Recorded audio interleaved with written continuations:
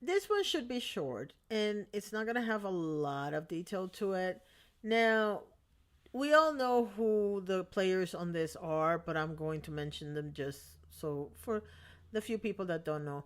Mikayla Nogueira is a makeup artist who claim to fame is on TikTok. She makes very short videos, short content, and she has been in some troublesome waters because people are accusing her of having a wedding that was completely sponsored.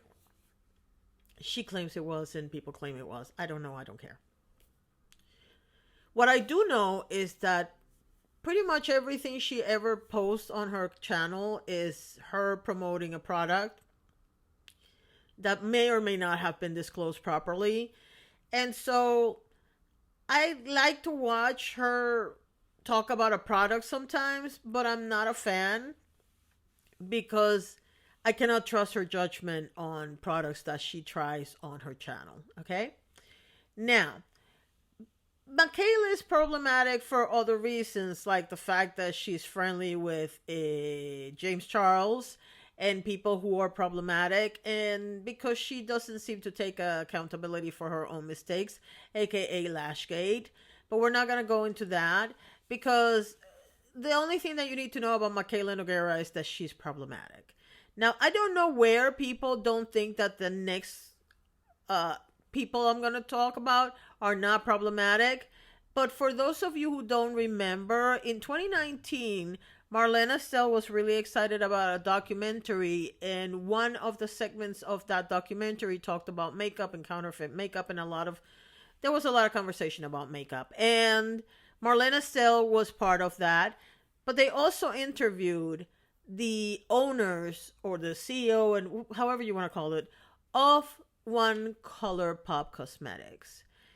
And it's really funny that they're in hot water right now because back then in 2019, these people sat in front of the studio and said the following words, not exactly verbatim because I don't remember that far back, but they said something to the effect that they didn't care about the opinions of anybody that was old because their makeup was for the young and the new and whatnot. At that particular point in time, pretty much all the makeup I owned, I would say 50% was Colourpop. I love a lot of stuff that came out of Colourpop. I don't buy Colourpop anymore. Because here's the thing, I understand that you can have your audience be the young ones or the old ones or whoever you want to have as an audience. But you don't diss everybody else just to promote to the particular audience that you're talking about. If your audience is 20 to 30, let's put an example. You can say that your audience is 20 to 30 without actually being insulting to older customers or younger customers.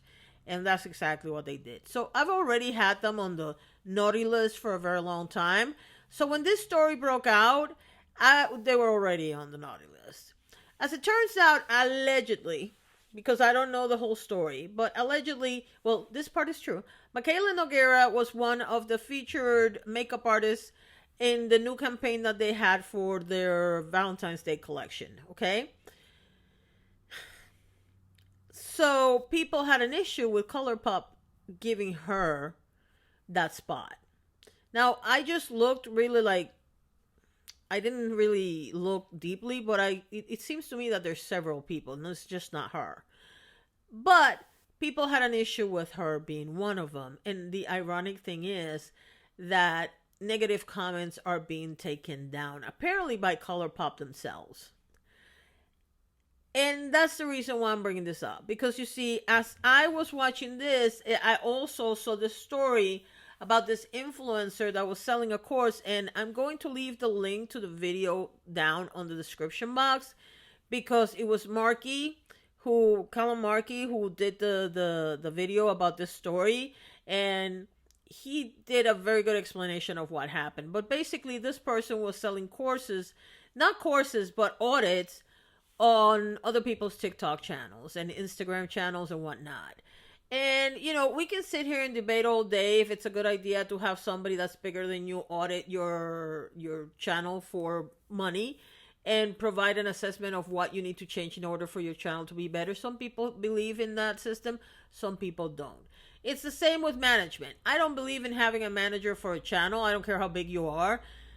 You can get a lawyer and an accountant and whatnot, but I just don't believe in a management firm, because I just think I have a big problem with giving anything 50%, 75%, 35%, whatever it is, to somebody else while you're doing all the work, because they're not helping you edit, they're not helping you film, but they're getting 35 to 50% of your take in order for you to get opportunities. Well, I can understand certain level of creators doing that, but I'm not planning on being that big of a creator that I might have, like, I don't know, The Rock on my channel, so I don't really see the need for that stuff.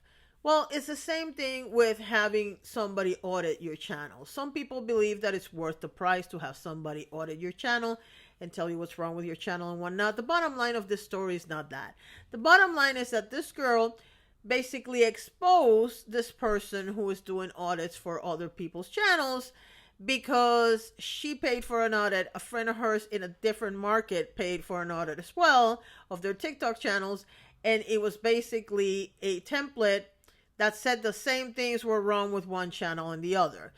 I actually listened to because Marky was very good at showing both sides, and my issue was not that she paid for it or that she complained about what happened, because she has every right to. My issue was with the person selling the audit, because everything that she talked about in terms of what was important for your channel to shine and get all of it is based on old advice. I might not do what I need to do to get my channels to grow, but I keep an eye on what everybody's saying. And if there's one thing that pretty much everybody's saying at this particular moment, is don't necessarily niche down. And that was what she was promoting. Niche down to one. You cannot have 4 different types of content. Look, I have a TikTok. I only have 500 people following me, and I post whatever I feel like. I am not interested in growing. But for somebody that's interested in growing and they have a niche, so long as they are doing content for that niche, it doesn't have to be all the same. For example, let's go back to Mikayla. Mikayla does beauty content. If she decides to do something lifestyle and it goes with her audience, there's nothing wrong with that. But according to this person, there was something wrong with that. The problem is that she said to both people the same exact thing, so we don't really know what was wrong with the channel. And the bottom line is this, and the reason why I brought it up with Colourpop was because of this. She said on video, and they have the video, and that's why I'm leaving you the Colourpop video here so you can see it for yourselves. She says that if anybody's coming to hate on my channel or criticize, I'm going to block your comment. That's not how it works. In fact, the girl that exposed this creator explained how she was deleting bad reviews for her product. Here's the thing. For both Colourpop and this content creator, here's the thing. You are a fool if you think that people are not going to notice that the only reviews you're getting are good reviews. Let's start there. Number 2, the fact that somebody does a critique on you is not necessarily hate, especially if it's true. That was their experience with your product. An intelligent company, and I don't know, beauty companies are guilty of this, but so are other companies, and I've never understood this logic. If everything you have is good reviews, people are not going to trust your review system, number 1, and your product. And you know why? Because it's impossible for a product to work on every freaking person in the planet. I'm going to give you something simple. Tylenol. Tylenol doesn't work on everybody. And in fact, it doesn't work on the people that it works on. It doesn't work on them all the time. And I can tell you from personal experience, I can take a Tylenol today and have no pain for 3 days. And I can have a Tylenol tomorrow and be in pain the entire time. And I'm pretty sure that you've been through that. Why? Because things don't work all the time, number 1. And things don't work the exact same way on everybody. We all have different body constitutions, skin, texture. There's no way on God's earth that every single makeup product is going to work the same. In the case of Colourpop and in the case of an audit about your channel, there is no way in hell that you're going to get away with a personalized audit if you're sending the same content to two different people in two different markets. If one person is doing makeup and the other one is a nurse, and you send a template and all you do is change 2 or 3 words so that it shows that one is a nurse and the other one's in makeup, you're not going to look good because you're not doing your job. And you might think, well, I'm only charging $75. Other people are charging $250, $300. But guess what, honey?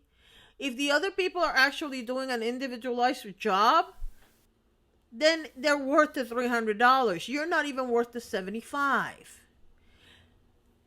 And the fact that you think that everybody that has something negative to say about you is automatically a hater is even more problematic.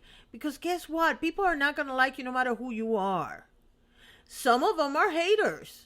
I agree with you. But in the case that you're talking about right now, the person that was making a video about you was giving their honest opinion, their honest review on your service. And for them, it didn't work. And you could have had such a beautiful interaction with this person and made a video and said, I am so sorry that this didn't work for you. Why don't we sit down and figure out why it didn't work for you? No, you decided to go ahead and bash her as a hater. In the case of Colourpop, they decided that they didn't want to hear it because, and I'm not going to get into a lot of detail about this, but let's not forget that some people traffic on being problematic. Jeffree Star comes to mind. Jaclyn Hill comes to mind.